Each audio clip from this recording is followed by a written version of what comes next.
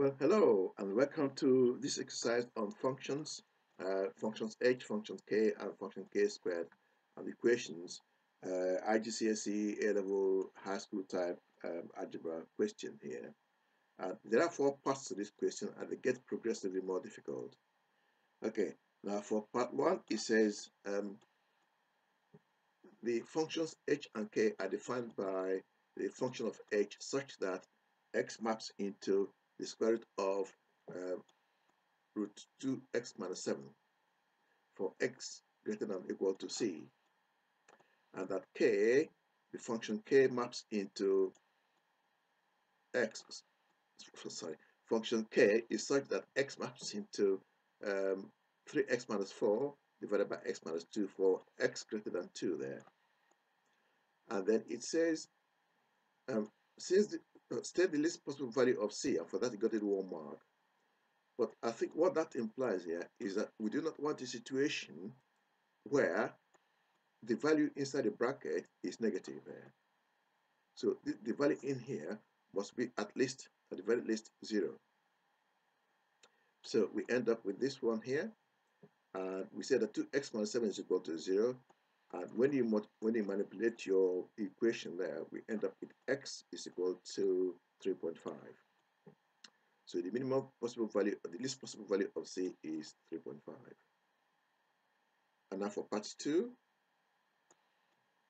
it said find the inverse of h.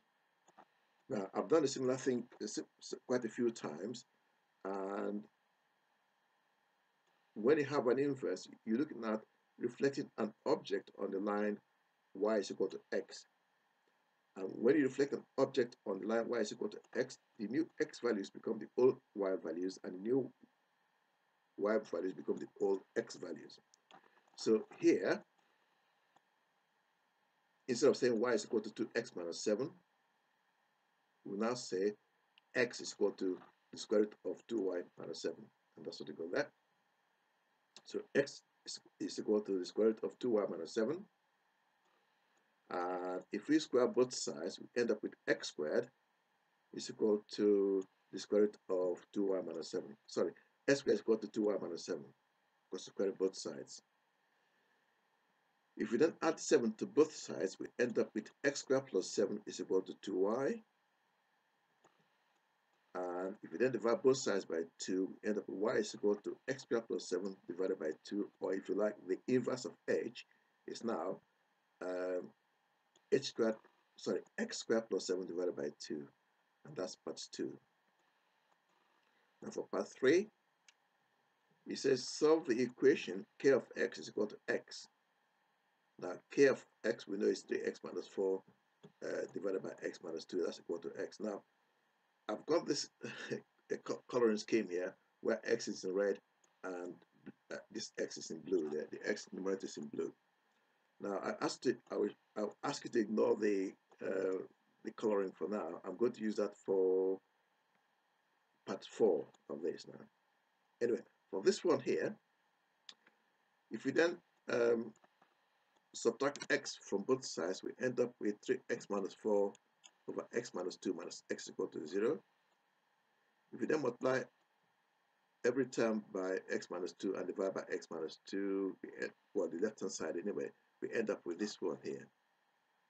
So we've got 3x minus 4 minus x to x minus 2 over x minus 2. If we then multiply the left hand side and the right hand side by x minus 2, we end up with 3x minus 4 minus x squared plus 2x is equal to 0, because x minus 2 times 0 will give us 0. If we then simplify, the left hand side becomes minus x squared plus 5x minus 4 is equal to 0. If we then multiply every term by minus 1, we end up with x squared minus 5x plus 4 is equal to 0. We can now factorize this. That will give us x minus 4 into x minus 1 is equal to 0. So x minus 4 is equal to 0, and x minus 1 can also become 0. But we are told that x is greater than 2, so x equal to 1 cannot be valid. So that's not the answer. The answer is just x is equal to 4. Okay, now for part 4, where we're going to use the coloring scheme here, it says find an expression for the function k squared in the form the function of k squared is such that x maps into a minus b over x, where a and b are constants. Okay, now I'm going to write k squared as k of kx. Okay, right. Now what I'm going to do here is, or what is asking us to do, is to replace this x here and also this x here by 3x minus 4 over 2. Okay, so we're going to do it twice. Replace the first x with 3x minus 4 over 3x minus 4 over x minus 2, and also the second x here with 3x minus 4 over x minus 2. Okay, that's how we get on. Right, we got 3 into 3x minus 4 over x minus 2. Now that's the original x, okay, in the function, minus 4. And then divide by 3x minus 4 over x minus 2. And that's the x in the denominator of the original function there.